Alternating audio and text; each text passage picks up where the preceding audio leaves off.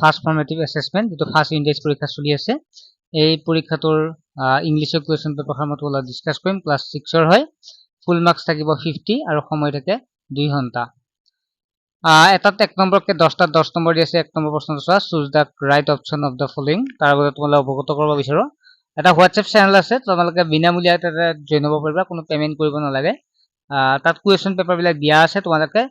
আটাই কিখন question paper তাত পাই যাবা আৰু চেনেলটো সাবস্ক্ৰাইব কৰি ৰাখিবা ইউটিউব চেনেলটো সাবস্ক্ৰাইব কৰি ৰাখিবা এয়া তোমালোকে পাবা বহুতে সাবস্ক্ৰাইব নকৰা আমি কিমান কষ্ট কৰি কালেক্ট কৰি কুৱেশ্যন পেপাৰ বিলাক শেয়াৰ কৰি আছো তোমালোকে চেনেলটো সাবস্ক্ৰাইব কৰি ৰাখিবা দেই তেতিয়াহলে এনসাৰ বিলাকো আমি দি থাকিম প্ৰথম আছে choose da right option of the following ইয়াত মানে এক নম্বৰ প্ৰশ্নটো হু গ্ৰেন্টেড দা উইশ অফ কিং মাইডাছ গতিকে তোমালোকে এইখিনি কিতাপত থকাখিনি নিজে চেষ্টা কৰিবা মই গ্ৰামাৰ খিনি কৰি দিম দা পয়েট উইল টাচ 3 নম্বৰটো আছে king Midas greatest desire was to তেনেকুৱা ইয়াতটো তোমালোকে চোৱাৰ repetition of consonant sound at the beginning next আছে ইটো তোমালোকে চাবা এফ টো তেনেকুৱা চাবা which of the following is gift of a nature জিটো আছিল after losing the golden touch king Midas তাৰপিছত এইটো আছে which of the following is an example of alliteration তাৰপিছত আছে আইটো how did king feel when he saw his daughter turn into gold what is the meaning of repenting তাৰপিছত 2 number answer আছে how did the king get rid of his golden touch এটা 2 number কে 8 number পাবা when will the grass bow down and rise again how did king Midas test his power why will the poet be the gladdest thing under the sun 3 number say fill in the blanks I will took তোমালোকে লিখিব লাগিব ইয়াত যে fill in the blanks তো তোমালোকে কি এটো কিতাবৰ পৰা চাই লিখিব পাৰিবা তোমালোকে কিতাবৰ পৰা দিছি যেটো কবিতাৰ পৰা চাই লিখিবা next write turn or false and false turned on false against the statement 5 number প্ৰশ্নটো আছে match the following a and b এৰ পৰিচয় 6 নম্বৰটো আছে write comparative and superlative degree of following বৈতে ক্লিন হলে কি হ'ব যেটো আমাক দিয়া আছে 6 নম্বৰটো তোমালোকে চাবা ক্লিন ই2 হ'ব ক্লিন গ্লেড ডি2 ই2 হ'ব লাইট ই2 হ'ব write the rhyming words of the one given below rhyming word মানে তোমালোকে জানা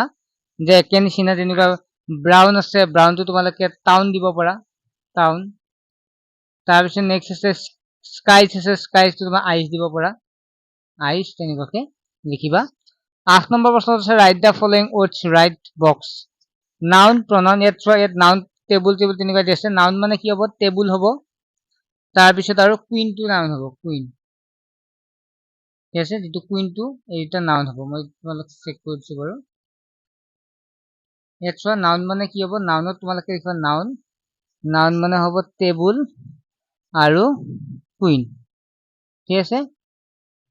তাৰপিছত তোমালোকে লিখিবা pronoun কি লিখিবা pronoun সি আৰু ইউ লিখিবা সি লিখিবা আৰু ইউ লিখিবা এই দুটা লিখিবা তাৰপিছত আছে ভাৰ্বত কি লিখিবা ভাৰ্বত drink আৰু write যে কোনো কাম কৰে বা হুৱা বলে drink and write তাৰপিছত নেক্সট কি থাকিল ৰবত 1 মিনিট ওকে এডজেক্টিভত কি লিখিবা এডজেক্টিভত লিখিবা tall and happy নিশ্চয় গম পাইছা তোমালোকে নেক্সট আহিল আমাৰ 9 নম্বৰ প্ৰশ্ন চোৱা write the past and past participle of the following verb গতে drink কি হ'ব past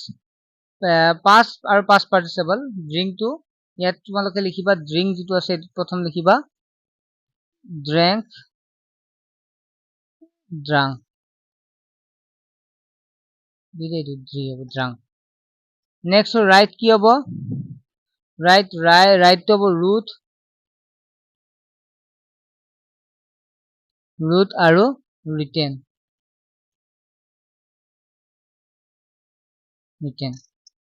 আৰু থিংটো কি হ'ব থট এণ্ড থট দুইটা থটে হ'ব এইটো থটে হ'ব ঠিক আছে তাৰ পিছৰ প্ৰশ্নটো আহে 10 নম্বৰ প্ৰশ্নটো আছে put article a an the গতিকে প্ৰথমটো দিছ ইজ ইয়াত এ হ'ব this is a wet umbrella তাৰপিছত এইটো কি হ'ব এইটো দা হ'ব the moon looks beautiful he it's an এইটো এনে থাকিব এন আইচক্ৰীম তাৰপিছত ট্ৰেন্সলেশ্যন ইনটু ইংলিছ প্ৰথমটো কি হ'ব মই ক্ৰিকেট খেলি ভাল পাওঁ গতিকে লিখিব আই লাইক টু ক্ৰিকেট এইটো এটা তাৰপিছত নেক্সট হ'ল সি এজন ভাল ল'ৰা গতিকে he is a good boy he is a good boy next হৈছে মোক এটা কলম দিয়া গিভ মি এ পেন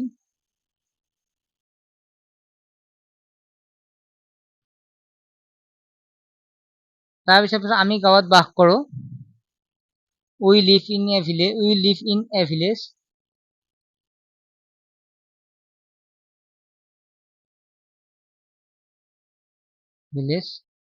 ঠিক আছে মই সদায় বিদ্যালয় যাওঁ এইটো জানে I always go to school